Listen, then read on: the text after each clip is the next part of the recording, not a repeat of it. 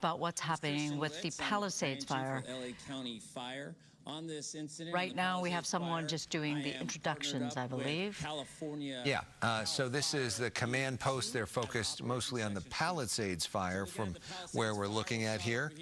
Why don't we listen in? Malibu side, coming on the top half, which is more of a wildland fire, going across the edge. We have crews in there continuing to work the fire's edge. There's still heat. You're not going to see a lot of flame activity out there. It's looking really good as far as activity, low activity, but there's still heat all along the edges. So we have resources, hand crews, engine companies out there scouring the edge, mobbing up the edge, securing those edges, continuing to put those control lines in to make sure that we have no fire progression or limit it as much as possible.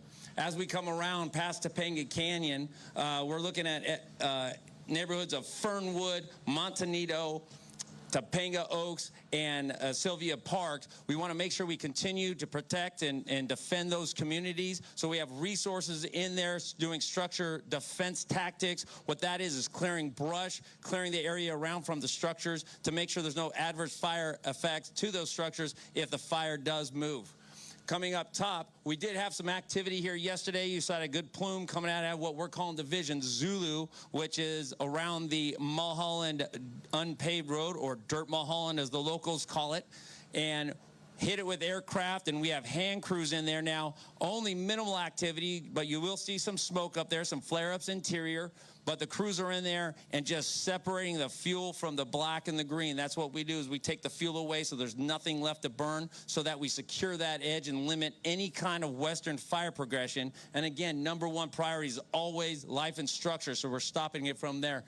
The top of Dirt Mulholland, as we come across the top of the fire, still have those crews patrolling that area, doing work deeper and deeper, getting that, securing that edge as wide as we can, as we're doing around the whole perimeter of the fire, and then coming around, dropping down into Mandeville Canyon. So that's another hot part. We have a couple smokers in there, but the edge is looking really good coming down to Mandeville Canyon Road. But the resources are still diligent in there, going in between the structures, behind the structures, securing that edge, again, pulling in any kind of vegetation that might come into play, and securing it and doing what we can for the communities of Mandeville.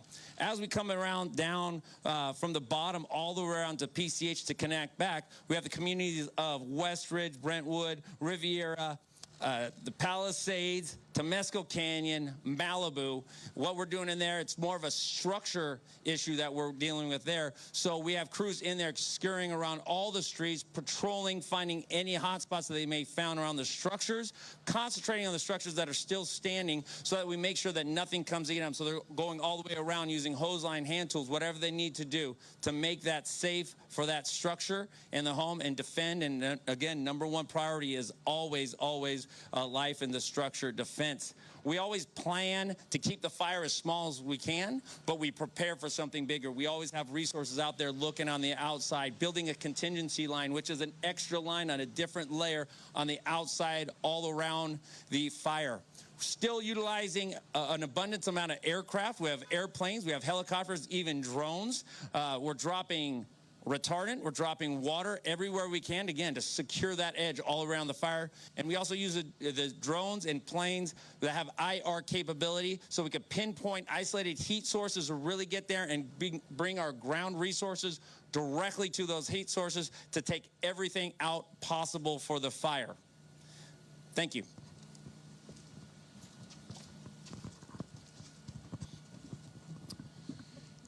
Next up, our incident meteorologist with a briefing on fire weather. Good afternoon, everybody. Rich Thompson, incident meteorologist with the National Weather Service, assigned to the Palisades incident.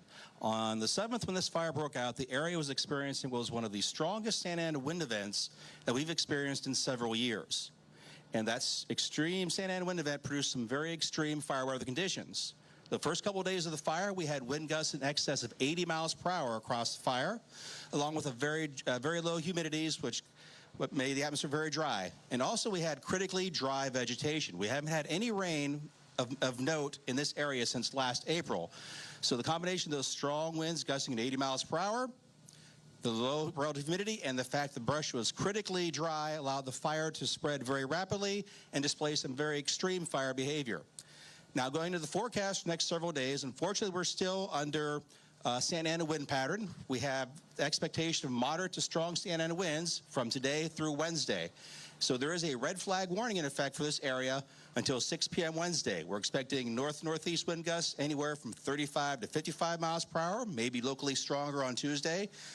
Very low humidity, and again, the vegetation is still very, very dry. So that leaves a recipe to produce some very critical fire weather conditions, and therefore that's why we do have the red flag in effect until 6 o'clock Wednesday evening.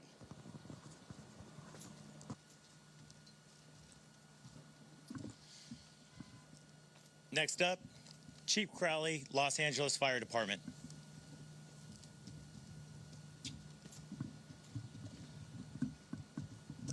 Well, good afternoon, everyone. And I just want to take a little tactical pause, is what we usually say as firefighters. And I'm looking out in the crowd over here, boots on the ground. Thank you for being here. Thank you for supporting the LAFD. We are very, very grateful for all of your help, and I'd be remiss if I didn't start with that. So thank you, everybody, for assisting us. Yesterday, I visited several of the impacted Palisades fire areas to meet with LAFD firefighters who were first responders to this natural disaster.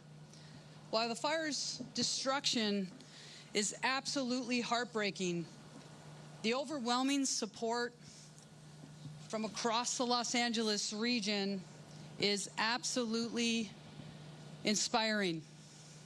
Your LAFD firefighters remained steadfast with their unwavering dedication, commitment, and they are working around the clock as if everybody else who's here assigned to this incident. And this is just not for the Palisades fire, but for our entire city and region. And I'm telling you, they're doing everything they can to put these fires out. Right now, at least from the LAFD side, we're focused on two things: containing the fires and saving lives and protecting property. With the impending winds, we got to pay really, really close attention to this. This wind event is approaching us, and it's approaching us very, very quickly. I want to reassure you that your LAFD, all of our regional partners, every single agency that has come from up and down this state and outside of the state, we are ready. Mayor Bass, Chief McDonald, myself, our city leaders are fully, fully committed to ensure that we're ready for this next event. Now, what do we need from the community? And I tell you, we need your help as much as you need our help. We need you to stay informed. Please stay informed with trusted news and official updates. Be prepared to evacuate. We keep going back to that. But with this next wind event, got to stay informed. Follow all evacuation warnings and orders. And the key here is without delay. Also, we ask the public to stay off the roadways and away from any of the impacted areas. I tell you, I'm so extremely grateful. I started with that, but that was purposeful. We're grateful for everybody who's here to support us in one of the most challenging natural events in the history of the city. And with that, it's not over. So we need everybody to stay safe. We need to stay informed. And I tell you, from the first responders that are here, we're going to keep fighting this fight. We're going to get this fire out, and we're going to rebuild. Thank you, everyone.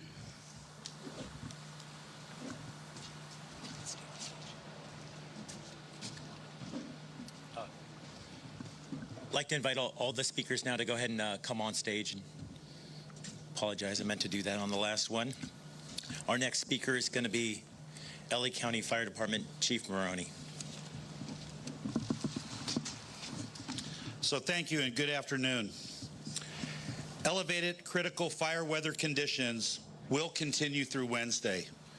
Please rest assured that your County of Los Angeles Fire Department will be prepared. These winds, combined with low humidities and low fuel moistures, will keep the fire threat in all of Los Angeles County very high. I ask all Los Angeles County residents in the wildfire-prone areas to understand that the necessary public safety power shutoffs are important for our collective fire safety in preventing the next wildfire natural disaster. I would like to express my gratitude to Los Angeles County 3rd District Supervisor Lindsay Horvath for her leadership and unwavering support of our residents in these communities, my fire department, and me as fire chief. To our first responders battling these fires, thank you for your relentless and fearless dedication and bravery in protecting residents and property throughout this great county. And finally, to all residents, please be assured that we will continue to be here for you until the last fire is completely extinguished. We stand alongside all of you as we begin to plan for the repopulation of evacuated areas, establishment of disaster recovery centers, and the rebuilding of your homes, your communities, and your lives. Before I end, I just wanted to talk a little bit about the repopulation of areas that were under evacuation order or evacuation warning. This is a priority for the Unified Incident Command, not only for the Palisades Fire, but also the Eaton Fire. Unfortunately, those conversations are not going to begin until the next predicted red flag ends on Wednesday. So please rest assured that first thing Thursday, we will start talking about repopulation in evacuation order and warning areas. Thank you.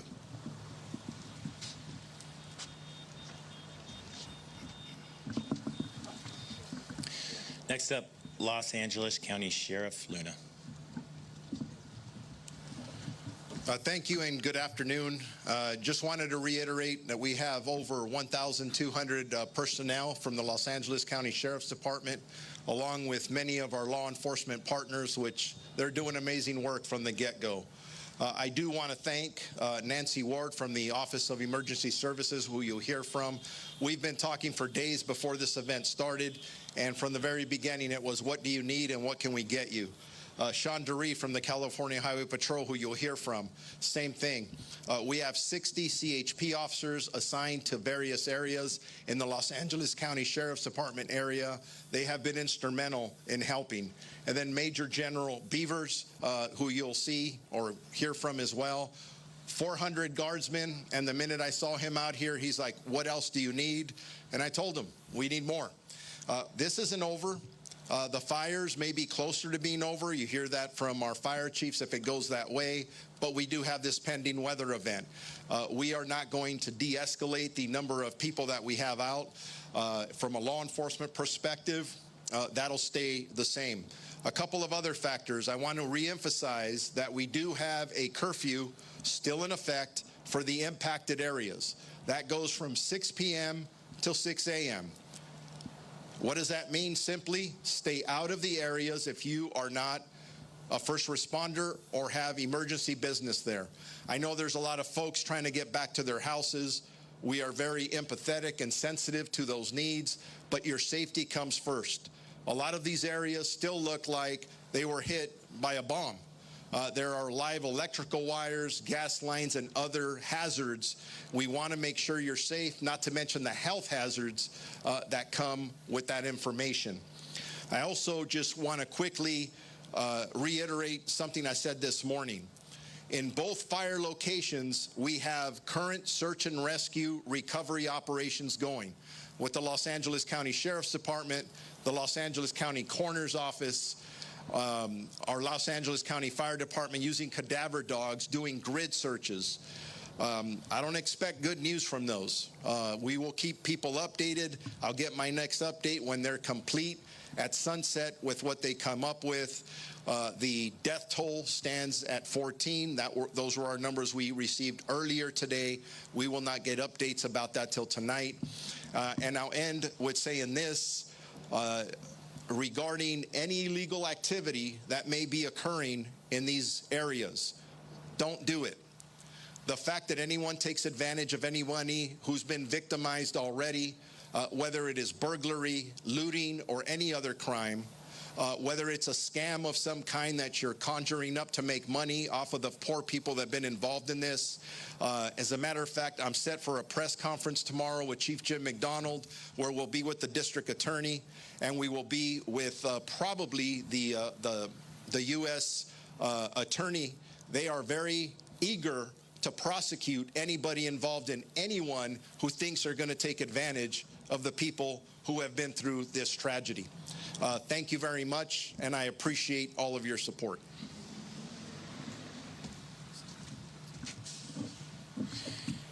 Next up, LAPD Chief McDonald. Well, good afternoon, everyone, and you've heard a lot of these updates. You hear much of the same information each time. That's good. We're moving in the right direction. Tomorrow and the following day, we're expected to get some high winds. So as you've heard before, we're working together as well as we can to try and prepare for that. Thank you for the cooperation that we've had from so many people and the support that we've received. It's something that is very humbling. Our job remains to be the same: evacuation, and that may happen again in the next couple of days, traffic control and crime suppression. All of those things that are ongoing efforts, and we're getting feedback. We're trying to adapt what we do to be able to meet the needs of the community that we're serving. You've heard over and over again about looting and about the efforts we're making to try and prevent that, and then to try and hold people accountable who are engaged in that activity. We have an awful lot of police officers out there from LAPD out there looking for people that are taking advantage of other people. As Sheriff Luna mentioned, the curfew is still very much in effect from 6 p.m. till 6 a.m. The access that was provided on a limited basis is completed. We will no longer be doing that, and we're moving forward with the curfew, the closed areas for those areas that have been so designated. The new phase that was mentioned earlier that we're moving into, again, search, recovery of remains, and dealing with the downed power lines and gas lines that are in there. And again, with the winds returning, still a very dangerous environment. I want to thank everyone for the patience, the resilience that we've seen, the teamwork, everyone looking out for their neighbors. There's people, elderly people, people who can't get around that well. Reach out to them and see if they're okay, particularly in the next couple of days as things pick up again and things could become, again, very challenging. Sheriff Luna mentioned the scams. Educate yourself before you give. Everybody wants to be helpful, wants to donate, and wants to be part of the solution. But before you do that, do some homework, get on the web, and make sure the entity you're given to is actually a legitimate one. I mentioned earlier the task force that has been assembled with our federal partners, led by the Bureau of Alcohol, Tobacco, and Firearms, bringing in the National Response Team. That brings in tremendous expertise and resources from across the nation, and they work very closely with the LAPD Major Crime Section, with the FBI, with the LA County Sheriff's Arson and Explosives folks, and then others who bring expertise to the table as well. That will continue, and we will continue to keep you updated as we move forward with this. And again, thank you all.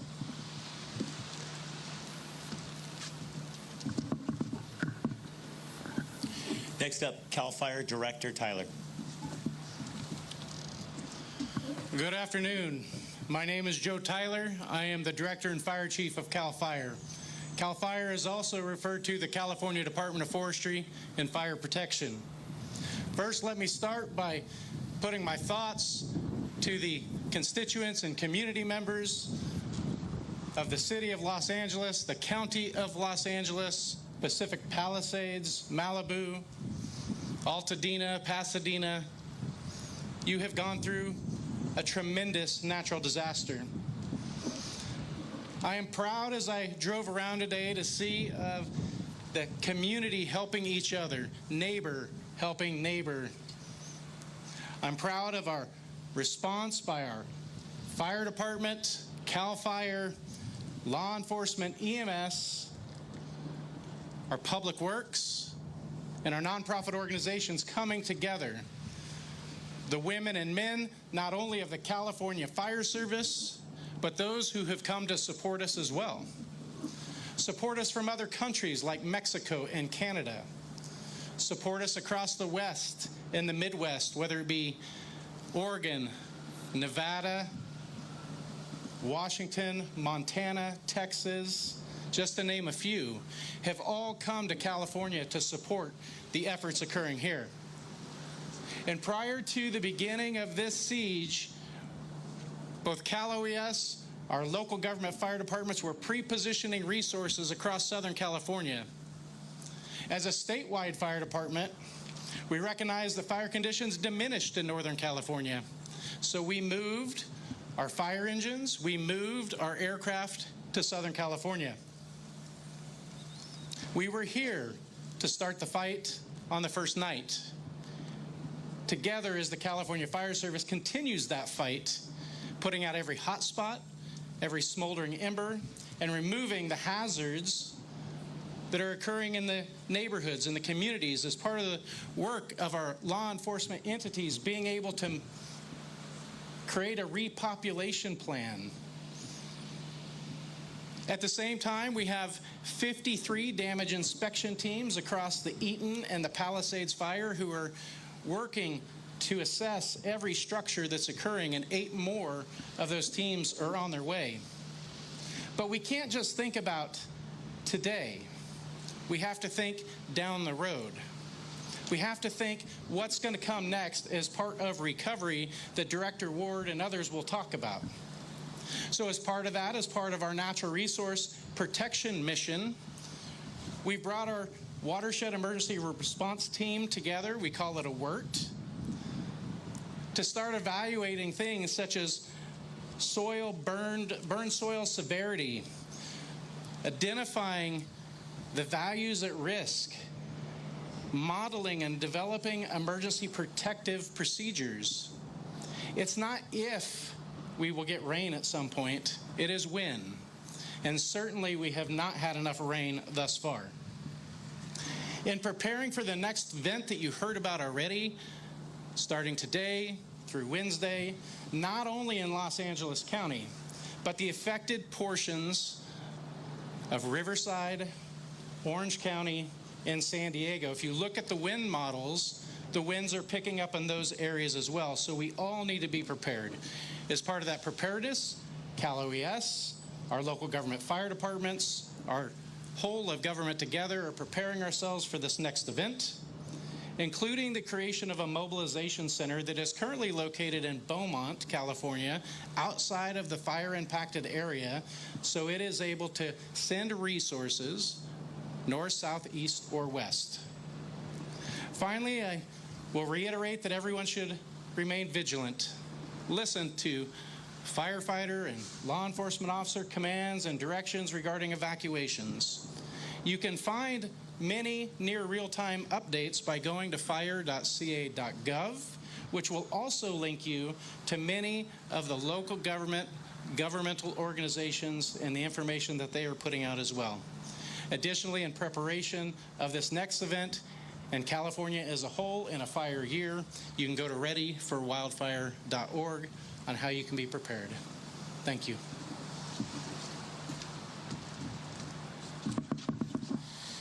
Next up, California Office of Emergency Services, Director Ward. Good afternoon. I am Nancy Ward, the Director of the Governor's Office of Emergency Services, and I too want to say that my heart goes out to all the Southern California and residents who've been affected by these fires, who may have lost loved ones, have lost their homes, or who are displaced as we speak. I'm here in Los Angeles along with the highest level of state government, where we have established the structure and the support needed for the ongoing fires and the recovery ahead. Cal OES is in lockstep with FEMA for assistance for the people and the communities affected in Los Angeles County. Assistance workers from FEMA are on the ground as we speak to help with your applications and getting assistance to you quickly. We've also stood up robust operations and expertise in anticipation of the massive recovery ahead, to include watershed protection, debris removal, housing, public infrastructure restoration, and support to businesses. As you've heard, though, we're not out of the woods yet. We have some very significant fire weather ahead of us, and we need to provide the people and the first responders in Southern California the support that they need.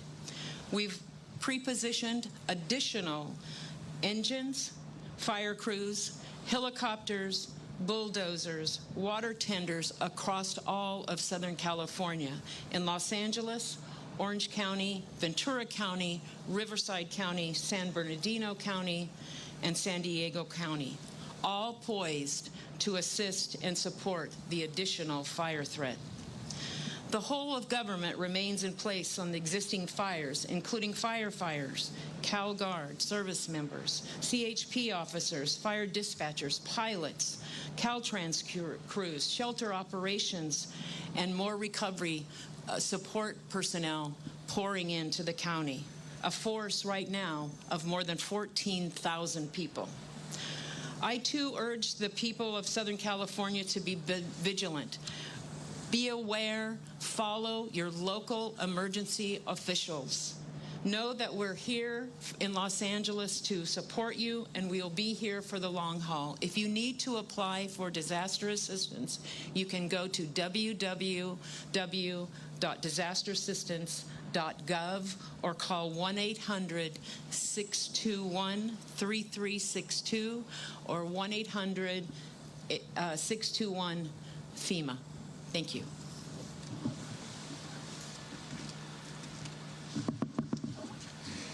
Next up, CHP Commissioner Dury. Good afternoon. My name is Sean Dury. I'm the Commissioner of the California Highway Patrol.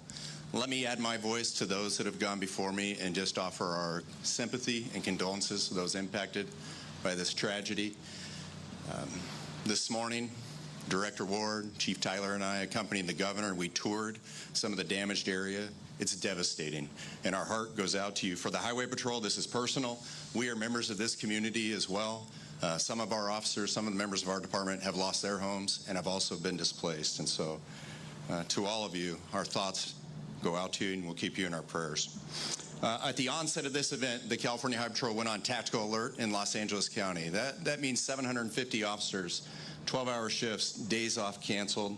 Right now, we have 74 uniformed members dedicated to fire assignments, and the others remain able and willing to respond. We're supporting the Los Angeles Police Department, Los Angeles County Sheriff's Department, with general law enforcement, with road closures, with traffic direction, with enforcement of the curfew, and also enforcement of looters. I want to recognize our partners with the Los Angeles Police Department and Los Angeles Sheriff's Department. We're lucky in LA County to have two of the finest law enforcement agencies in the country right here in LA County, under the leadership of the chief and the sheriff. They both know, they have my phone number, they know any asset that the CHP has is at their disposal. In closing, I'll just reassure the members, the people that are impacted by this, the citizens, we're in this for the long haul. The CHP will be here with our other state partners. We'll remain dedicated to this, not just through the fires being put out, but through the cleanup and also through the rebuild. Thank you.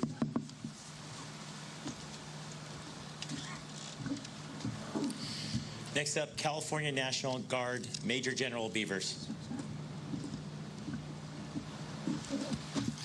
Good afternoon. I'm Matt Beavers. I'm the Adjutant General of California. And on behalf of the 18,000 service members, civilian employees, and their families that serve in the California National Guard, our thoughts and prayers are with those that are affected by this fire emergency that we're talking about today. That said, we have 1,800 boots on the ground right now from the California National Guard.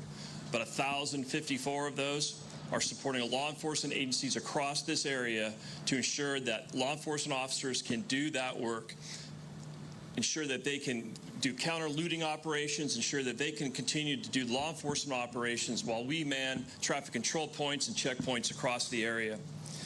On the firefighting front, we have 529 service members currently supporting CAL FIRE.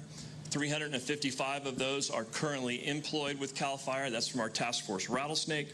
And 174 are continuing their training down at Camp Roberts, and they'll be available to CAL FIRE on the 16th of this month. On the aviation side, we continue to man 11 Type 1 bucket-equipped UH-60 Black Hawk helicopters. And on top of that, we maintain 5 today, 8 tomorrow. 5 today, modular airborne firefighting system equipped C-130s from the California Air National Guard and from Air National Guards across the country. It's important to note every MAFS-equipped aircraft in the United States is currently in California supporting this emergency. Can't say enough about our DoD, Department of Defense partners. They've been extraordinarily helpful and supportive throughout this. And I'd like to just reach out one time to the sheriff and let him know that if he needs additional folks, we'll have them there tonight. Cheers.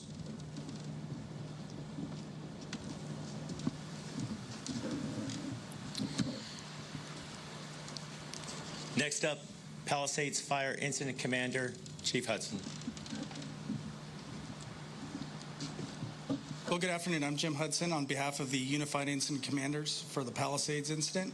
Provide you a brief overview of what has occurred and our actions moving forward as we stand here this afternoon. Obviously, since the ignition of this fire Tuesday morning, it's been a very dynamic situation. Resources were surged in, but anybody that was here in the first few hours or the first 24 hours will tell you that wind event was something that they've probably not experienced before, and the firefight that occurred was extraordinary. It's been, when I said it's been dynamic, along with perimeter control, we have been fighting, or were fighting, and continue to monitor the situation of new structural ignitions in the area. So our priorities will continue to be life and safety, property, and perimeter control. We have been pushing that message forward, and how we're able to accomplish that is, as the weather shifts, we are moving resources around this fire as the best of our ability and prioritizing where those resources need to go. Crews have been working and will continue to work 24 hours a day. Many of them have been working over 36 and 48 hours at times, and our aircraft has been working 24 hours a day when the weather permits. We did have some periods where the wind was too strong, but we've been had good success the past few days. It's important to note that even though, if you look at the acreage growth on this fire, the majority of it was ahead of Friday morning. But we have seen growth with the wind shifts in the last 2 days. And as we move forward, I want everybody to know that those flare-ups that did occur in the last couple days, we are prepared for those. Everything that has occurred has been within our primary plan, and if necessary, we'll always fall back to alternate or contingency plans. So it does look very impressive on the news. We are able to surge firefighters into those areas rapidly, and we do have a plan. We are planning 2-3 ridges away. We are planning well ahead of any communities that lie in the fire's path that could potentially be impacted, and that is part of our thought process. So I assure you that anything that could possibly occur that we are not considering and we have a plan for. So as we move forward, I just wanted to leave you with that and assure you that you have full dedication. Our Unified Incident Commanders, represented by all the agencies on this stage, are aligned in our priorities, objectives, and we'll continue to provide you updates daily. Thank you.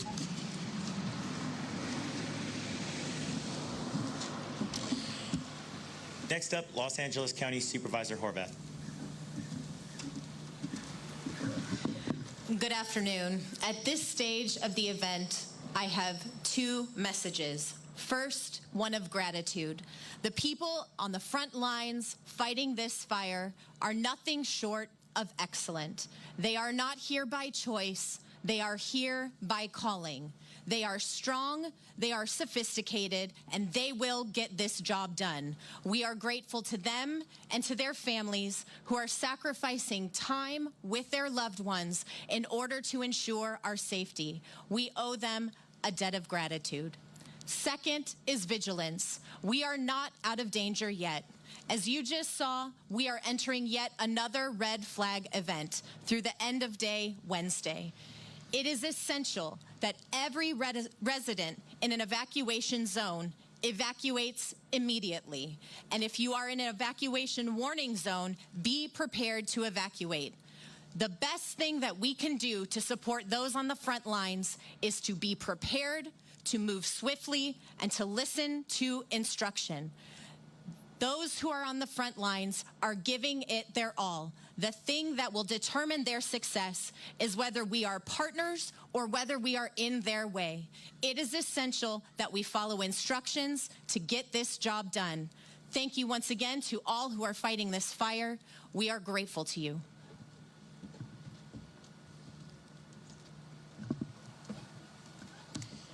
Next up, City of Los Angeles, Councilmember Park. Good afternoon. I am, of course, joining us this afternoon with a heavy heart, and I'm profoundly saddened by the unimaginable devastation that has swept across Los Angeles. Obviously, raging fires have claimed more than a dozen lives, destroyed thousands of homes and beloved businesses, and scorched more than 60 square miles. Thousands of families have been displaced, their lives turned upside down in an instant.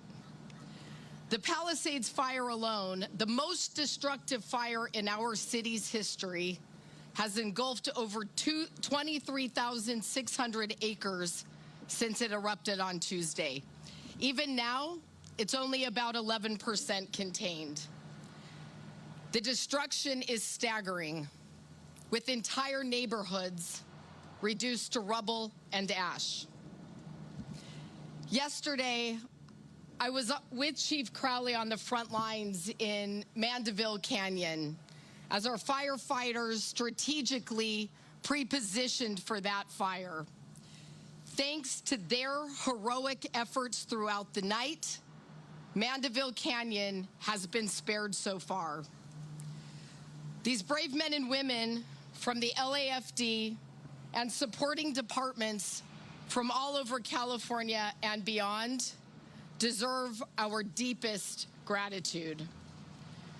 Currently, more than 150,000 people in Los Angeles County are under evacuation orders, and we continue to receive new arrivals at our 9 emergency shelters. Curfews remain in place for Palisades and Brentwood, a measure that is necessary to ensure public safety as high winds are expected to pick up again tomorrow, which could potentially fan the flames and lead to further spread. This fire remains active, and as others have said, this situation is far from over. Pacific Palisades still faces dangerous conditions, including downed power lines, broken gas and water pipes, and now slide conditions because of water activity. Today, our LAPD had to suspend operations, escorting residents back into evacuation zones to receive essential items. But this decision was made because of the anticipated wind conditions and the need for escorts for our utility personnel who we have to get into the area so they can stabilize the conditions on the ground and make it safe for us to have those discussions about bringing folks back in at some point in the future. We know it will be at least until Wednesday, until the wind conditions abate. These are hard decisions, and I know that many of my constituents are disappointed and frustrated, but safety must remain our top priority. Another important piece of information that I want to share is that effective tomorrow, January 13th, parcel and postal pickup for Palisades residents will be available at Rancho Park Post Office, located at 11270 Exposition Boulevard in West LA. And to my constituents here in the Pacific Palisades in particular who have lost so much, I see your pain and I feel your heartbreak.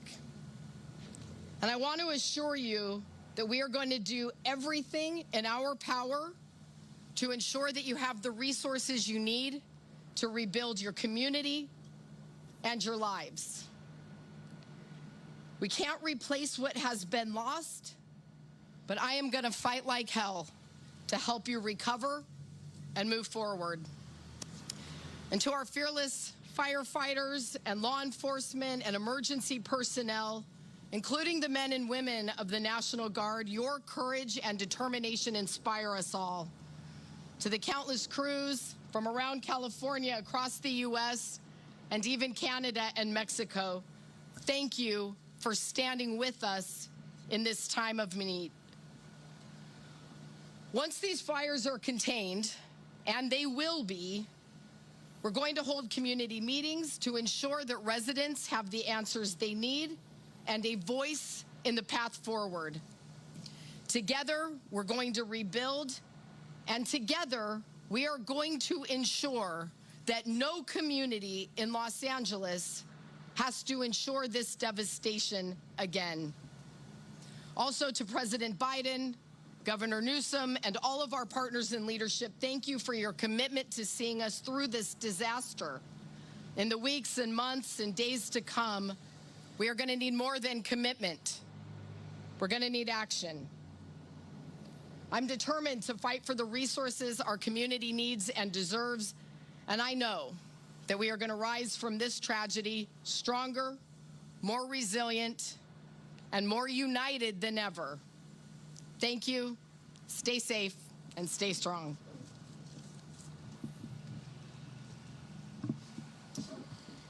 Thank you very much. That concludes our presentation portion. We'd now like to open it up to questions. If you do have a question, if you could just throw your hand up. My partner, Captain Scott, has a mic. He'll bring it to you. Ask your question. We'll find the best person to answer it.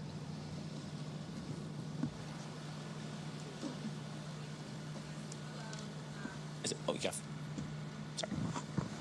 Yeah, Chase Beach, Spectrum News. My first question is, I think it was Chief Maroney who said that all of LA County needs to be on standby over the next few days as this new wind event comes through. I mean, can you clarify that? I mean, are you saying that everyone across, or I can't remember if you said city or county, but everyone needs to have a go bag ready? I mean, obviously people are concerned. Yeah, I think I said that anybody in LA County that's going to be under the red flag conditions needs to be ready and prepared to evacuate. It puts the entire region at risk, and although wildland brush fires are not normal for January, we all have to look at the situation that we're currently in. So for me, I speak on behalf for all the residents that are in the LA County areas, those 59 cities and all of the unincorporated areas. Just be watching carefully, be ready to go? Yeah, you know, make sure that you haven't silenced your emergency alerts on your telephones. Make sure that you have your own individualized wildfire action program. Make sure that you have your own individualized wildfire action plan. Go to www.fire.lacounty.gov/RSG, ready, set, go, and you can prepare. Thank you.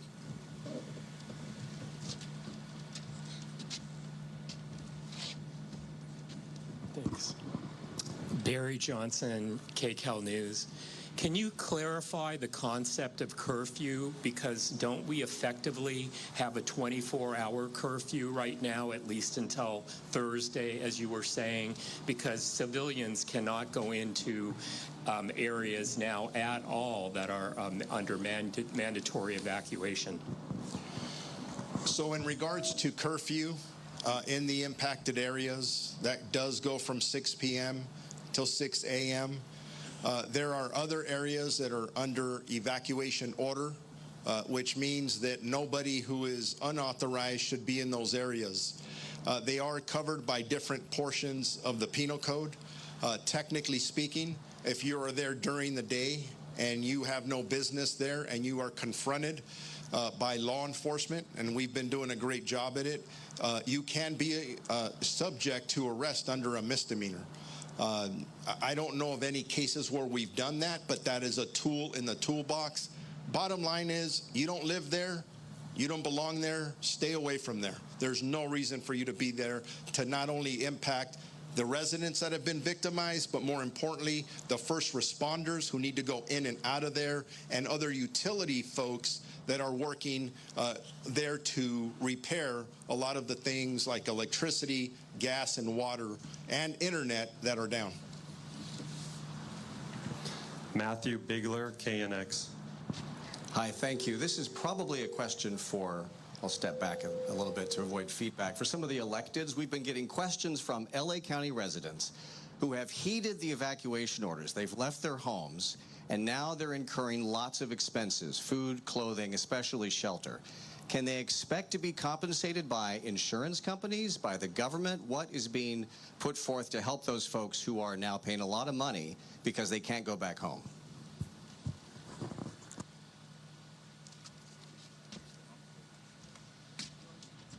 You know, I'll address the repopulation because I said it at the end of my remarks. They can't go home simply because it's not safe. We've all spoke up here about the evacuation order areas and the evacuation warning areas. The minute it's safe, it's our collective priority, whether you're elected or appointed, to be able to get residents back in their home just as quickly as possible. That conversation is not going to occur until the end of the predicted red flag event that's on its way. The last thing we want is for Sheriff Luna or the police chief, McDonald, to be reporting on more fatalities. Homes and communities can be rebuilt, but we cannot allow any other fire fatalities. That would be terrible. So thank you for your understanding. It is our priority, and we're going to do the best that the very best that we can. Thank you. I'm Jackie Irwin, the assembly member that represents this general area, the 42nd Assembly District. We've had 5 fires here in the last 6 weeks or so, so we are quite familiar with what the residents are facing. The first thing that we would say insurance-wise is you have to get in touch with your insurance company. You have to put together lists of what your costs are. And on our website, our assembly website, we have a list of everything you need to do and some tips for insurance companies. Secondly, residents have the ability to apply for FEMA funding. And again, there's a process you go through. The website has been pretty bogged down, but I would say contact us in our office. We will do everything we can to help you connect with FEMA. And within the next week, we are going to start working with our other partners, the Tracy Park and Lindsay Horvath's office. And I think right now at the libraries, we're going to be having resource centers that residents can go to. The last thing, not exactly along the lines of what you're talking about, but what we're already hearing is about price gouging. And we urge anybody that suspects price gouging as they're trying to rent housing to contact the Attorney General's office. This is absolutely unacceptable and illegal to do in the face of this horrible tragedy. So any of our residents that have questions, please contact our office. Unfortunately, our Pacific Palisades office burned down. Our district office in Thousand Oaks, because of the fires, doesn't have phone service right now, so we urge you to contact our Capitol office or look at our website, and you can just do a Google search for that. Next question is in reference to fire cause investigation. Morgan Windsor, ABC News National. Yeah, I was hoping someone could expand on the status of the ongoing investigation, and specifically, I'm wondering, has the LAFD considered the New Year's Eve fire in Palisades in the investigation, the potential that this was a rekindling? And once that fire was contained, did the LAFD ever revisit the scene? Thank you. Yeah, thank you. I can't speak for LAFD, but I can speak into general practice, and we have a task force where LAFD, LA County Fire, LAPD, LASD, ATF, and as needed FBI are all working together in task force configuration to try and find source and origin of this fire and all of the fires we've experienced. So as they go through this, we won't speak as to where the investigation is or what the findings are at this point, but we will, once it's complete, you'll be made aware of what we know. So thank you for your patience on that. I'll just briefly talk about your question from a previous fire that had occurred 7 days prior. We do not have any information that there's any connections, but that's the good thing when we bring in an outside resource that is going to look into every single detail to make sure that the fire service knows, the community knows exactly where and how and when all of this occurred, and that's across the region in regard to all the other fires that occurred even outside of the Palisades. Thank you. Next question is in reference to our air support. Jeremy Lee, NBC Universal. Hi. What contingencies are there if air support has to be suspended, and how are you preparing for this wind event in a different way than earlier last week? Yeah, so with aircraft being able to fly, that can be weather dependent. Obviously, it has to be safe and it has to be effective. They are, as I spoke earlier about contingency lines, we, with the aircraft, obviously the rotor wing are dropping on hot spots and extinguishing fire with our fixed wing that drop fire retardant, as well as our helicopters. We have set up a mobile retardant base in which the helicopters actually drop retardant as well. We are pre-treating with fire retardant well ahead of the fire, and if they get grounded, we have actually built ourselves a little bit of barrier in time for crews to get in there and make and get on the line, go direct as possible, and extinguish the fire. So it's important to remember, though the retardant might not extinguish it, it is a barrier. It does provide us some time. So it really comes to that planning piece, like I talked about earlier, with our primary plans and our backup plan. So that concludes the questions from reporters. So we have been listening to a press conference right there from officials throughout LA County, and you did a lot of this talking about what comes next, because we know that Santa Ana winds are expected to hit again Monday, Tuesday, supposed to be especially bad, and questions about, okay, if we have this situation again and there's no air resources, what do we do? And trying to alleviate having the same thing happen again. And what was the answer?